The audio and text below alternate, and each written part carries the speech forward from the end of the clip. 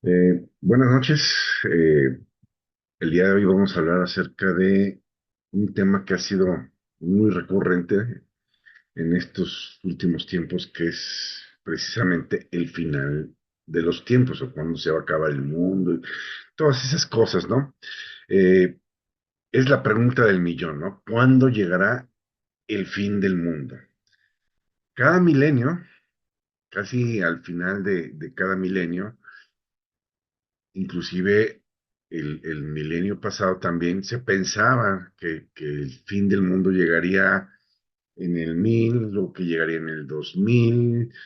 Cada que hay un acontecimiento fuerte como pandemias, terremotos, guerras, todo el mundo empieza a hablar acerca de lo que es el fin de los tiempos o el fin del mundo. Y bueno, vamos a ver algo bien interesante porque he oído a mucha gente, incluso gente de renombre, dar fechas para el fin del mundo y todo el mundo se ha equivocado. Entonces hay un principio que nunca debemos de perder de vista, un principio bíblico que fue algo que Jesús les dijo a sus discípulos. Está en Mateo 24:3, dice: Luego se fueron al monte de los olivos. Jesús se sentó y sus discípulos se le acercaron para preguntarle aparte: queremos que nos digas cuándo va a ocurrir todo esto, porque Jesús había hablado acerca de la destrucción del templo. Entonces ellos dicen: ¿cuándo será todo esto? ¿Y cuándo? ¿Y cuál será la señal? Ellos piden una señal. Esto es bien interesante también, ¿no? Porque todo el mundo quiere saber cuál es la señal definitiva que estamos en el último tiempo y que ya se va a acabar todo. No hay una sola señal. Cuando le preguntan a Jesús y le piden una señal, Jesús no da una señal, da una serie de señales. Dice: queremos que nos digas cuándo va a ocurrir esto y cuál será la señal del fin del mundo. Eh, Mucha gente está obsesionada con esta pregunta: ¿cuándo será el fin? ¿No? Eh, Investigadores y todo el mundo, ¿no? Y entonces, inclusive en lo secular o en el mundo, tienen algo, los políticos que le llaman el reloj apocalíptico y aquí ya estamos a tantos segundos de que den las 12, etcétera, etcétera, etcétera. Yo me acuerdo, por ejemplo, mi conversión personal fue a finales de 1995, por ahí de septiembre, o sea, casi para el final.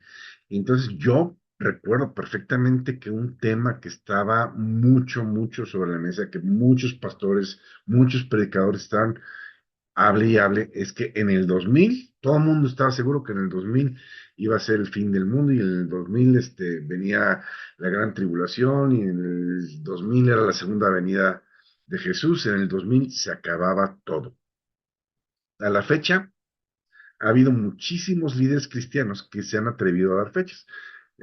Hace poco uno muy renombrado dio una fecha, obviamente se equivocó y después, bueno, hizo algo muy loable que muy pocos hacen. Se paró ante la cámara, se grabó y pidió disculpas públicas, ¿sí? Bueno, ¿qué dice la Biblia acerca de esto? Y este es el principio que quiero que tengamos siempre en cuenta, ¿sí? Y está en Mateo 24:36. Fíjense lo que dice Jesús. Jesús dice: en cuanto al día y la hora, nadie lo sabe. El día y la hora, nadie, absolutamente nadie lo sabe.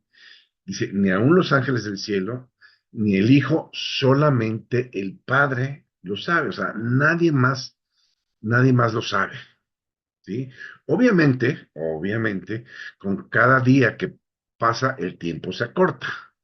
¿Sí? O sea, cada día que pasa, pues es un día menos de que llegue ese día, ¿no? Pero no sabemos cuándo puede ser. O sea, podría ser mañana o podría ser dentro de 30 o 50 años, ¿sí?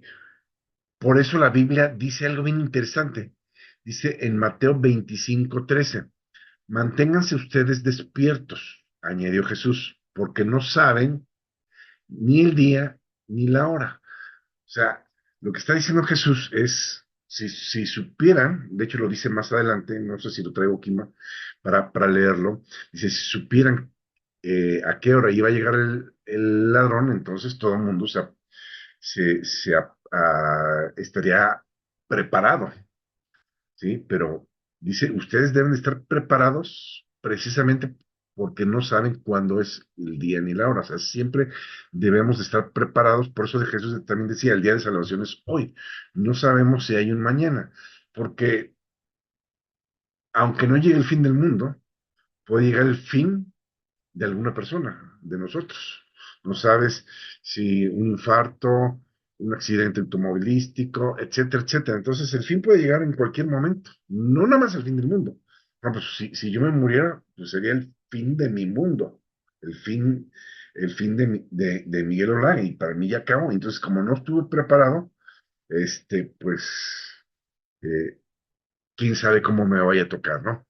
Bueno, también dice en primera carta a los Tesalonicenses, capítulo 5 verso 4.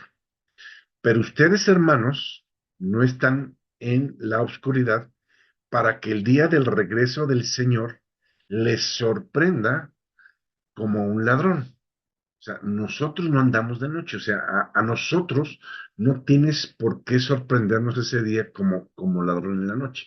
Nosotros estamos sí esperando el regreso del Señor Jesucristo, no sabemos cuándo. Pablo pensaba que le tocaba, que le iba a tocar a él. Él decía, no todos dormiremos, pero sí todos seremos transformados.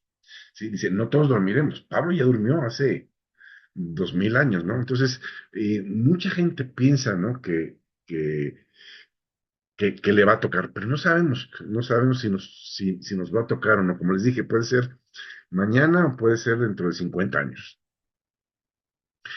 Eh, Fíjense lo que dice en el verso 5. Todos ustedes son de la luz del día. Está hablando los que hemos recibido a Jesús como Señor y Salvador. No somos de la noche ni de la oscuridad. Por eso no debemos dormir como los otros, o sea, como los del mundo. La gente de afuera dice, pues comamos y vivamos, comamos y bebamos que mañana moriremos. Y nosotros no somos del mundo, nosotros tenemos una esperanza y un porvenir, dice la palabra de Dios. Dice, sino mantenernos despiertos y en nuestro sano juicio. O sea, nos, estemos sobrios. La definición de ebrio es cegado por una pasión, según el diccionario. Entonces, nosotros no tenemos por qué estar cegados por ningún tipo de pasión. O sea, debemos estar en nuestro sano juicio, sobrios, dice en otra versión. Dice, porque los que duermen, de noche duermen, y los que se emborrachan de noche. Pero nosotros, que somos del día, debemos estar siempre en nuestro sano juicio. Debemos protegernos como con una coraza, con la fe y el amor, y cubrirnos con un casco con la esperanza de la salvación. Creo que dice en Efesios, en el capítulo 6, cuando habla de la armadura de Dios, dice que mantengamos el casco de la salvación. O sea, básicamente lo que está diciendo es que tengamos siempre presente que los que aceptamos a Jesús como Señor y Salvador tenemos la promesa de la salvación para nosotros. ¿Sí? Ok, ¿qué características particulares tendrá el fin del mundo? Como les dije al principio, le pedían a Jesús una sola señal, pero Jesús no dio una sola señal, dio una serie de señales. Entonces, vamos a ver algunas de las características que se van a ver en ese día. En Lucas capítulo 17, versos 26 al 27 dice, como pasó en los tiempos de Noé, así también en los días en que regrese el Hijo del Hombre. La gente comía y bebía y se casaba hasta el día que Noé entró en la barca y llegó el diluvio y todos murieron. Dice, será como los días de Noé.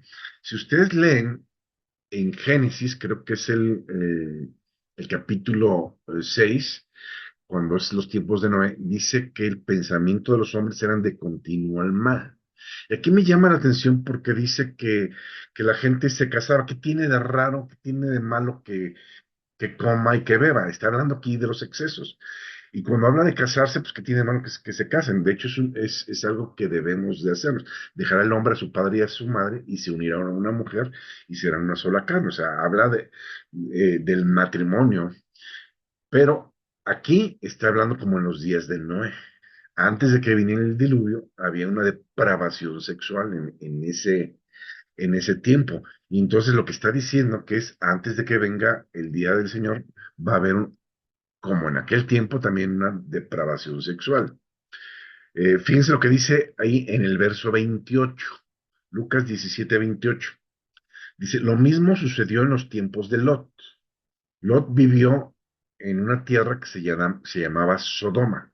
La gente comía y bebía, compraba, bebía, sembraba y construía casas. Pero cuando Lot salió de la ciudad de Sodoma, llovió del cielo fuego y azufre y todos murieron. Así será el día en que el Hijo del Hombre aparezca.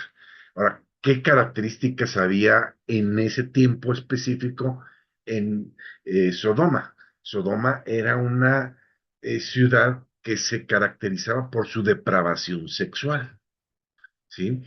Entonces, es una característica que va a haber en los últimos tiempos, esa depravación sexual, pero de manera, pues, exponencial o masiva, ¿no? Eh, Fíjense, dice 2 Tesalonicenses capítulo 2 verso 3. Nadie les engañe en ninguna manera, porque no vendrá sin que antes venga la apostasía y se manifieste el hombre de pecado, el hijo de perdición, el cual se opone y se levanta contra todo lo que se llama Dios o es objeto de culto. Aquí está hablando de dos características específicas, interesantes que se van a dar en los últimos tiempos. Dice uno, dice, no vendrá el día del Señor sin que antes venga la apostasía. ¿Qué significa la palabra apostasía? La palabra apostasía trae una denotación de divorcio, es como divorciarse de Dios, es decir, a Dios, ya no quiero nada contigo, pero una característica de la apostasía es de alguien que aceptó a Jesús como el Señor y Salvador, alguien que creyó a Jesús y decide dejar de seguirlo. Esa es una característica de la apostasía, porque una persona que nunca conoció a Jesús, que nunca lo aceptó y que nunca creyó en Dios, pues no está en apostasía. Simplemente es un incrédulo. No cree, es un incrédulo. ¿Sí? Pero la característica de la apostasía es esta, que creyeron primero y después hacen a un lado esas creencias. Y luego dice, y se manifiesta el hombre de pecado. Está hablando de lo que el mundo conoce como el anticristo. La Biblia no le llama precisamente a este hombre de pecado, no le llama anticristo. Cuando la Biblia habla de anticristo, habla del espíritu de anticristo. Anticristo es todo lo que se opone a Cristo. Eso es anticristo, que se opone a Cristo. Pero así le conocen en el mundo a este gobernante que va a aparecer durante el tiempo de la gran tribulación, que van a ser 7 años, y va a gobernar sobre el mundo entero. ¿Sí? El hijo de perdición dice, el cual se opone y se levanta contra todo lo que se llama Dios o es objeto de culto. Todo lo que es objeto de culto va a ser hecho a un lado. Todas las religiones van a ser hechas a un lado y van a ser una nueva religión y una nueva adoración a, a esta persona, ¿sí? A lo que el mundo llama el anticristo y a su padre, porque es hijo va a ser hijo del diablo este. Ok, fíjense lo que dice en Mateo 24:4. Respondiendo Jesús les dijo, miren que nadie los engañe. ¿Por qué dice que estemos atentos a que nadie nos engañe? Porque va a haber gente que tiene cierto don de convencimiento y van a engañar a muchas personas con lo que la Biblia llama vientos de doctrinas falsas, enseñanzas que te van a apartar de la verdad. Verso 5 dice, porque vendrán muchos en mi nombre diciendo, yo soy el Cristo y a muchos engañarán. Ahora, ya han aparecido algunos que dicen ser el Cristo, y han engañado a muchos. Pero fíjense cómo dice, porque vendrán muchos en mi nombre diciendo, yo soy el Cristo. Habla de muchos. Han aparecido algunos, pero no han sido muchos. Entonces, como que se va a levantar un fuerte grupo de personas eh, independientes diciendo que ellos son el Cristo y van a engañar a muchos. Van a oír de guerras y rumores de guerras. Miren que no se turben porque es necesario que todo esto acontezca y termina diciendo, pero aún no es el fin. Ahorita estamos oyendo de guerras, estamos oyendo de rumores de guerras, que si Rusia, que si China, que si Estados Unidos, que si la OTAN, que si Taiwán, que si Ucrania, bueno, que si Corea del Norte, etcétera. Ahorita hay guerras, pero también hay rumores de guerras, pero dice, va a haber guerras, rumores de guerra, pero aún no es el fin. De hecho, la Biblia habla que todo es principio de dolores en el 24:7, y es lo que estamos, bueno, esto lo estamos ya viendo. Dice, porque se levantará nación contra nación, reino contra reino, y habrá pestes o enfermedades, hambres, terremotos en diferentes lugares, y todo esto será principio de dolores. O sea, es el principio del fin. O sea, no es todavía el fin. Y el principio del fin hasta el fin, pues no sé, pueden pasar años. Entonces, para que no nos dejemos engañar por muchos que están diciendo, no, pues ya va a venir, ya va a venir, ya va a venir, o ya está aquí. Y como te digo, inclusive hemos oído a muchos maestros, predicadores, inclusive de la palabra de Dios, que se han atrevido a dar fechas. Y conozco a uno, no voy a decir nombres, pero pues ya ha dado, a cada rato da fechas y a cada rato se equivoca. ¿Sí? Mateo 24:11 dice, muchos falsos profetas se levantarán y engañarán a muchos, y por haberse multiplicado la maldad se está multiplicando, pero creo que no ha llegado al límite de la copa como Sodoma. Sodoma llegó a un límite que Dios ya no lo permitió, dijo, hasta aquí, y fue hasta aquí. No hemos llegado a este límite, o sea, sí se ha enfriado la maldad, sí la perversión sexual ha aumentado, pero creo que nos falta mucho más de lo malo por ver antes de que se llene la copa y se derrame lo que se tiene que derramar y venirse lo que se tiene que venir. O sea, todavía no, todavía nos falta un poco. Verso 13 más el que persevera hasta el fin, este será salvo. O sea, veas lo que veas, sientas lo que sientas, oigas lo que oigas tú, mantente firme creyendo en la palabra de Dios. ¿Sí? Otro punto interesante que está en Mateo 24, 14, que es parte de las señales de antes de que venga Jesús, dice que será predicado el Evangelio del Reino en todo el mundo para testimonio de todas las naciones, y entonces vendrá el fin. ¿Cuándo vendrá el fin? Cuando sea predicado el Evangelio en todas las naciones. Por ejemplo, ¿tú crees que ahorita en las naciones árabes se está predicando el Evangelio como debe y está corriendo el Evangelio y todo el mundo está oyendo el Evangelio? No. ¿Sí? En la India y en los países árabes, en China, en China pues sí se predica, pero poquito, y en algunos países de los que estamos mencionando, pues hay todavía algunos, a lo mejor, predicadores que están predicando de manera escondida y están ganando uno u otro, pero no está corriendo como dice aquí, o sea, que todo el mundo oiga, que todo el mundo conozca del Evangelio. Entonces, todavía falta mucho para que esto pase.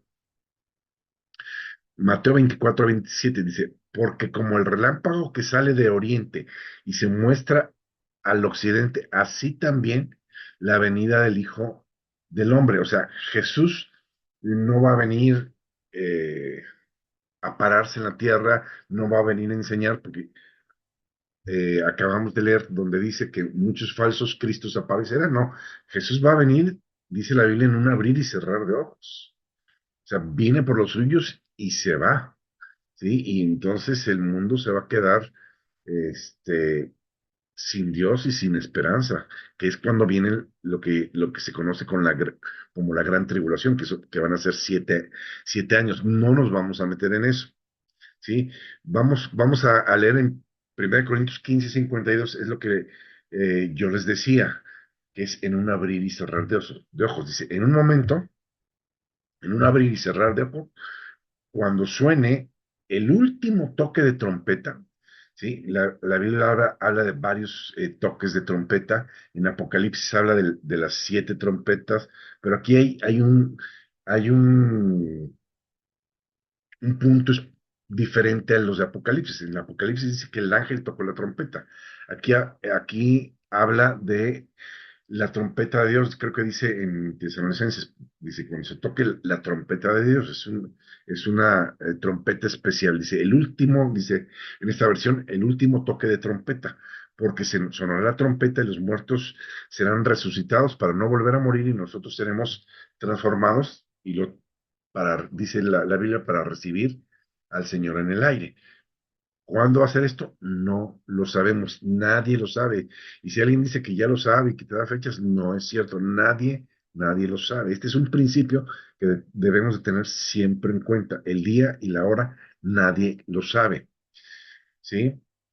Mateo 24:44 dice, por tanto, también ustedes estén preparados porque el Hijo del Hombre vendrá a la hora que menos piensas.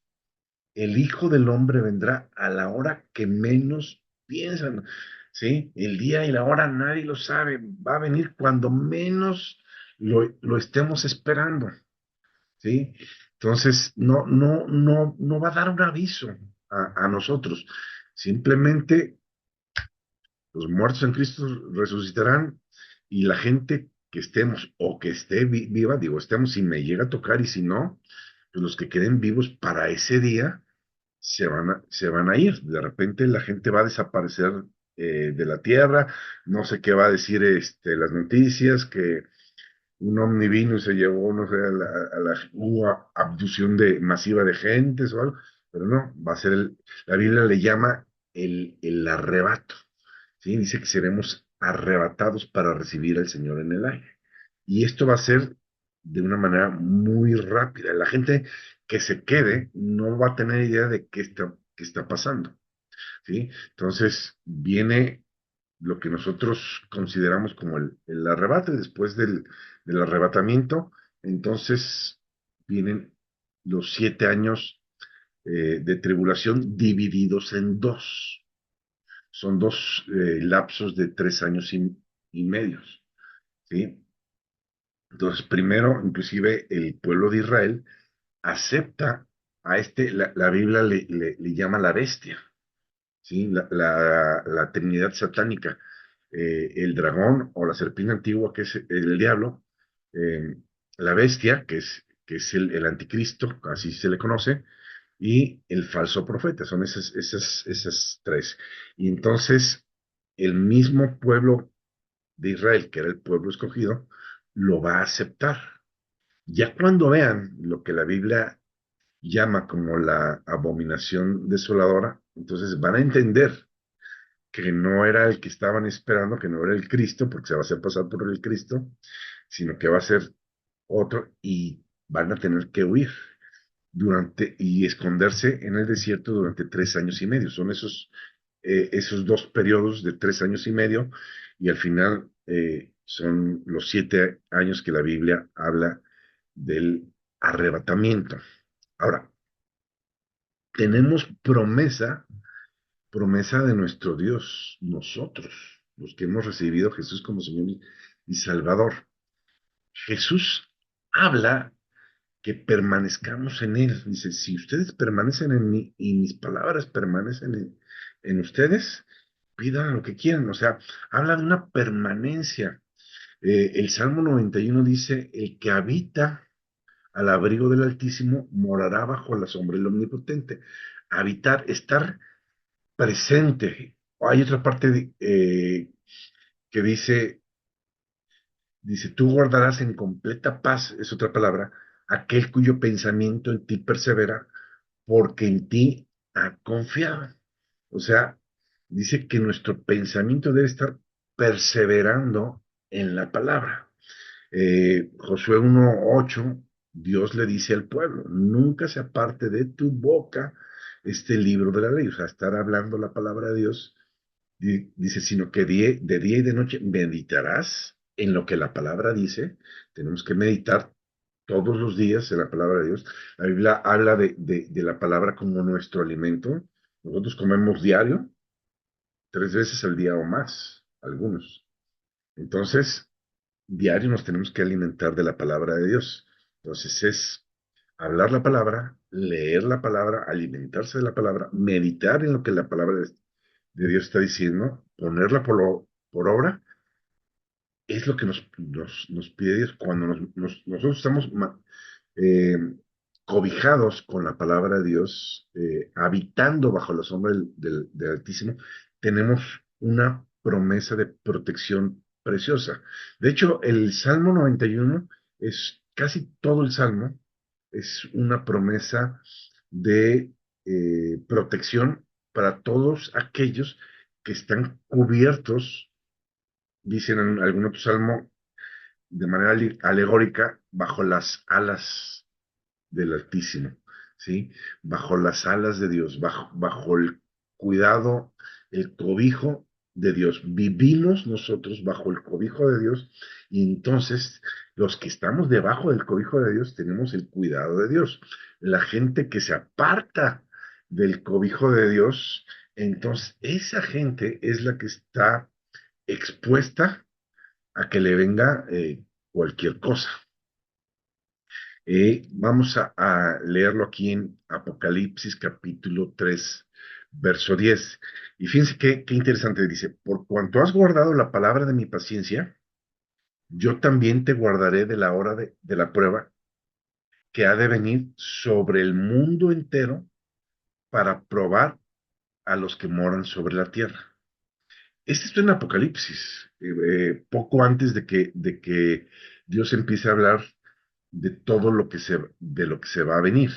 Entonces, lo que está diciendo ahí es que el que guarde la palabra, el que esté viviendo bajo el cobijo de Dios, bajo el cobijo de la palabra, Jesús es la palabra, estamos cobijados eh, bajo el cuidado de Dios, alimentándonos de la palabra de Dios, ¿sí? Dice, el que guarde la palabra de Dios, dice, Dios también lo guardará de la prueba que ha de venir, o sea, sí va a venir una prueba.